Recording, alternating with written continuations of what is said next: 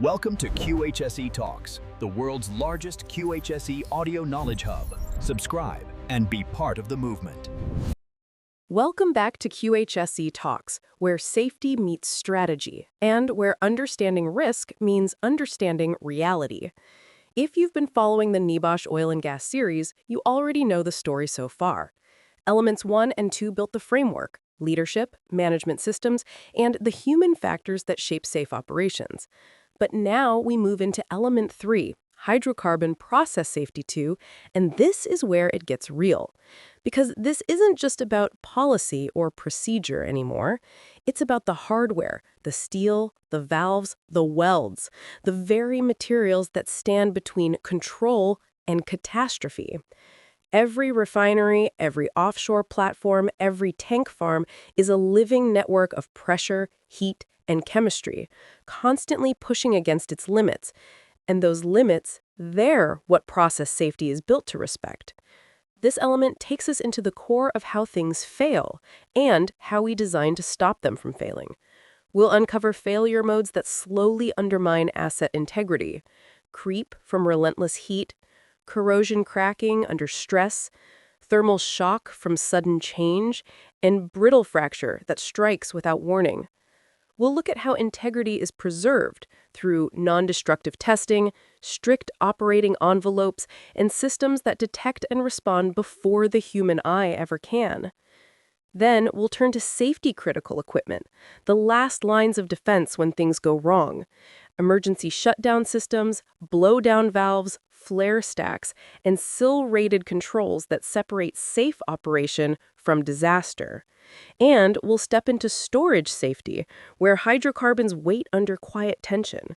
From floating roof tanks to fixed roofs, bunds, and filling systems, every design detail exists for one reason: to keep containment intact. But containment isn't guaranteed. When it's lost, we face the harsh consequences: pool fires, jet fires, BLEVs, vapor cloud explosions, each one a reminder of why precision, discipline, and vigilance matter. We'll also explore how fire begins and spreads, the fire triangle, static discharge, and hazardous area zoning that defines where ignition sources simply can't exist. Because Element 3 is more than just equipment.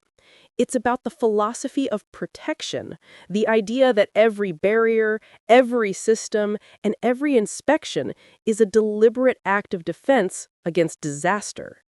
It's about designing safety into the process itself, not as a backup, but as a way of thinking. Exactly. We're moving past just saying things can break. We're looking at the why and the how of failure, and then layering the protections. This is really about the essential safeguards against, well, disaster in oil and gas. All right, let's jump in. When you look at these massive structures, refineries, platforms, they seem so permanent. But this element reminds us they're constantly under attack from stress, heat, corrosion. Let's start with these failure modes. What are the big ones we need to understand? Well, interestingly, some of the most dangerous ones are the slow burners. Yeah. Take creep, for instance. And this isn't a sudden bang. It's a slow plastic deformation. Material actually stretching over time. Under constant stress, right, and high temperature. Yes, exactly. Elevated temperatures are key. Think inside furnaces, turbines, hot pipe work. It's time and temperature dependent. And if it goes unchecked, you get ruptured steam pipes, maybe turbine blades deforming until they fail. So prevention is all about the initial design, choosing the right stuff. Absolutely. Material selection is critical. You need materials with known resistance, like chromolybdenum steels, alloys designed specifically to resist creep under those conditions. Okay, next up, something called stress corrosion cracking, SCC. Sounds nasty. It is. And it's tricky because it needs three things happening all at once. You need a material that's susceptible, a specific corrosive environment, could be water, could be chemicals, and critically, enough tensile stress pulling on the part. So if you take away just one of those three conditions. You stop the cracking. Yep. Correct. It's a classic example of breaking the chain. Where would we typically see SCC in a plant? Oh, classic examples are caustic embrittlement in steel boilers, or, stainless steel, which we think of as tough. It can crack quite badly if you've got chloride ions around, especially if it's warm and under stress. Managing it means controlling the metallurgy, the process chemistry, and the operating stress. Okay, moving from chemical attack to sort of mechanical stress from heat. Thermal shock and brittle fracture, are they related? They both involve temperature, but they're different beasts. Thermal shock is about rapid temperature changes. One part of the metal expands or contracts way faster than another part, leading to stress and eventually fatigue failure. But brittle fracture, that's the one that really causes sleepless nights for engineers. Why is that? What makes it so dangerous? Because it's sudden, catastrophic, no warning. You put too much load on a material, maybe it's too cold, maybe there's an impact, and it loses its ability to deform slightly its ductility. Instead of stretching, a tiny flaw just propagates almost instantaneously. Bang. Massive energy release. Wow, okay.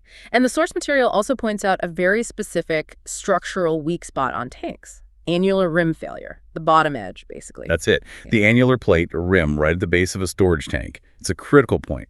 Failure there means you lose containment right at ground level. Big spill potential. And the causes. Sure, corrosion from things like seawater or high sulfur crude is a major one.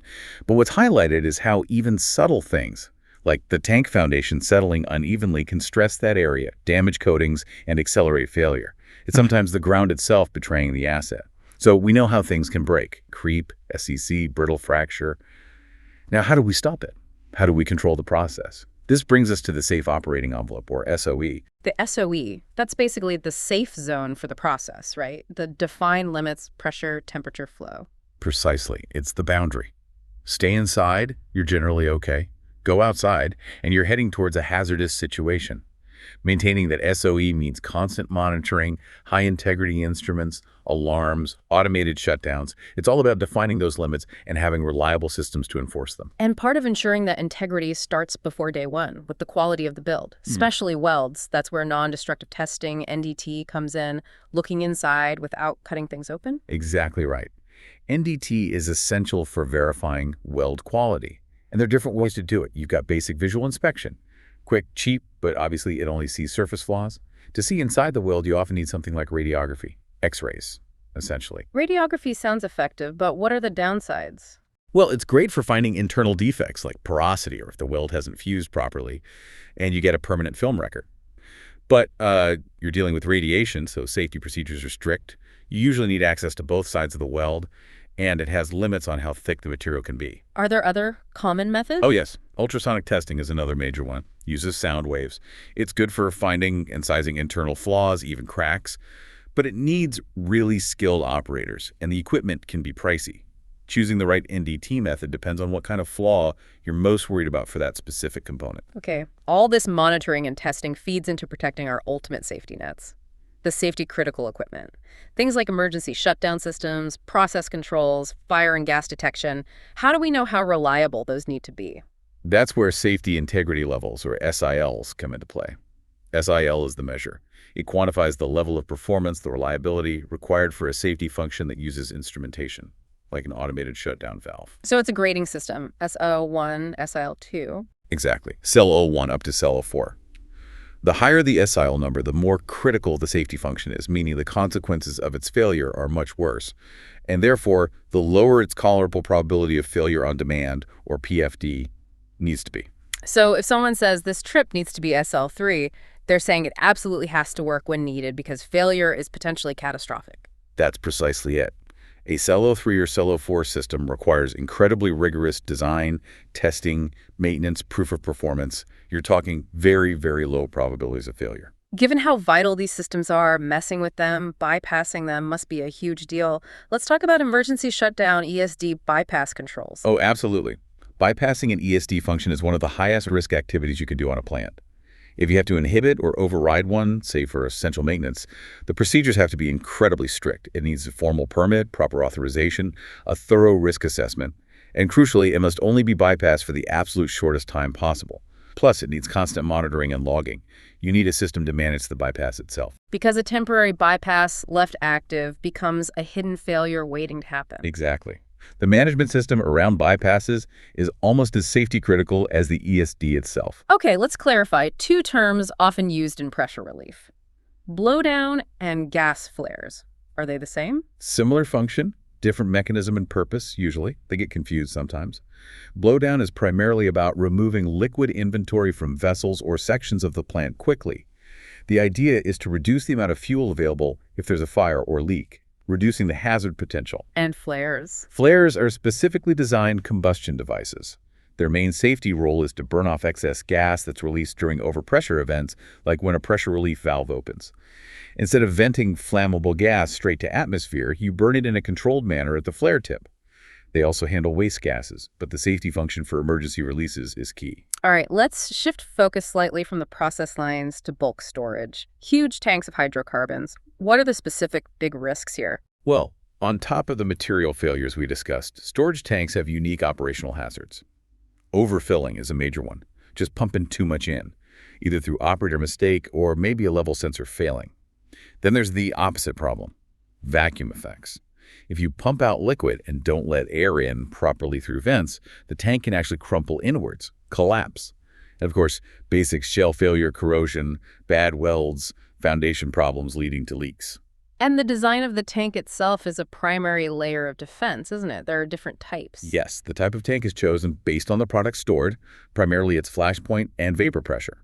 For liquids with medium flash points, you often see external floating roof tanks. The roof literally floats on the liquid surface. Which minimizes the vapor space above the liquid, right? Less flammable mixture. Exactly. But its weakness is the seal around the edge, between the floating roof and the tank shell. Vapors can collect there, and it's notoriously vulnerable to lightning strikes, igniting those vapors. So for more volatile stuff, lower flash point liquids. You'd likely use an internal floating roof tank. It has the same floating roof inside, but then there's also a fixed roof over the top. That fixed roof drastically reduces the chance of lightning ignition and also contains emissions better. And the simplest type, fixed roof tanks. Those are generally for liquids with very high flash points, things that don't readily give off flammable vapors at ambient temperatures. Think heavy fuel oils, maybe bitumen. Their main design consideration, besides holding the liquid, is often being strong enough to withstand heat radiating from a fire in an adjacent tank or bund. Speaking of bunds, the bunding around tanks. Absolutely essential. Non-negotiable. A bund is basically a containment dike or wall built around a tank or group of tanks. Its job is simple. If the tank leaks or ruptures, the bund holds the spilled liquid, preventing it from spreading, contaminating groundwater, or reaching ignition sources. And there's a specific capacity rule for bunds, isn't there? A critical one. The bund must be able to hold at least 110% of the volume of the largest single tank located within that bund. That 10% extra provides a safety margin for things like rainwater or foam application during firefighting. You absolutely need that 110%. Okay, one last thing on storage. How we actually fill the tanks. Top filling versus bottom filling. Big difference in safety. Top filling, where you pour the liquid in from an opening at the top, is generally avoided for flammable liquids if possible. Why? It causes splashing, which generates a lot of vapor. It forces people to work at height. And crucially, the splashing liquid generates static electricity, a huge ignition risk. So bottom filling is preferred. For large tanks of flammable liquids, yes. You introduce the liquid through a connection near the tank bottom. It fills up gently from below, drastically reducing splashing, vapor generation, and static charge buildup. It's much safer from an ignition standpoint. The trade-off, though, is you're now totally reliant on your venting system to let displaced vapor out safely, and your overfill protection systems must work. No splashing, but different system dependencies. So despite all these layers, good design, NDT, SIL-rated trips, bunding sometimes, things still go catastrophically wrong. When containment is lost on a large scale, we face the worst outcomes. Major fires and explosions. Understanding these is key to mitigating them. Right. We all know about pool fires, jet fires from pressurized releases. But the source material really focuses on the big destructive events. Let's start with the infamous BLEV. The BLEV, boiling liquid expanding vapor explosion. It's one of the most feared events. It happens when a vessel containing a liquid stored under pressure above its normal boiling point, think LPG, propane, butane, gets exposed to fire. The fire heats the tank walls, weakens the metal. Correct. The metal loses strength, eventually ruptures, and the pressure inside is instantly released. Because the liquid was superheated, it boils incredibly rapidly, almost instantaneously, expanding potentially hundreds of times in volume. This creates a massive pressure wave, a blast. Plus, it often throws large chunks of the vessel huge distances. And if the liquid itself is flammable, then the expanding vapor cloud ignites, creating a huge fireball with intense thermal radiation. Devastating. Just as dangerous, in a different way, is the unconfined vapor cloud explosion, or UVCE. Okay, break down a UVCE for us. How does that happen? A UVCE needs a release of a significant amount of flammable gas or vapor into the open air, not contained. This cloud mixes with air, drifts, and if it finds an ignition source before it dilutes below its flammable limit, boom. The explosion itself generates powerful shock waves that can cause damage far from the original release point. Think Flixborough or Buncefield, those were UVCEs. The scale sounds immense. What are the primary ways we try to prevent a UVCE? It boils down to minimizing the chance of forming that large cloud in the first place and limiting ignition sources. So things like keep inventories of volatile liquids as low as practically possible. Use remotely operated isolation valves to quickly stop a release. Maximize spacing between large storage vessels or process units. And if you must have buildings nearby where people are, design them to resist blast effects. All this potential for flammable atmospheres obviously dictates how we handle ignition sources, especially electrical ones, which brings us neatly to hazardous area classification, zoning. Yes, zoning is fundamental to electrical safety in process areas. You classify different locations based on how likely it is that a flammable atmosphere will be present. Zone 0 is the highest risk. Flammable atmosphere present continuously or for long periods. Think inside a storage tank's vapor space. Zone 1 means it's likely to occur occasionally during normal operation, maybe around seals or vents. And Zone 2 means it's unlikely to occur in normal operation, and if it does, it only lasts for a short time. The general process area might be Zone 2. And the zone dictates what kind of electrical gear you can install there. Absolutely. You can't just put any old kit in a zoned area. In Zone 0, you pretty much have to use intrinsically safe equipment.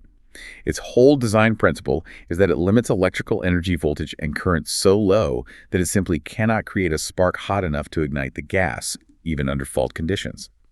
For Zone 1 and 2, you have more options but still specialized. Things like flame-proof predicant, where the enclosure is built strong enough to contain an internal explosion without letting it ignite the outside atmosphere.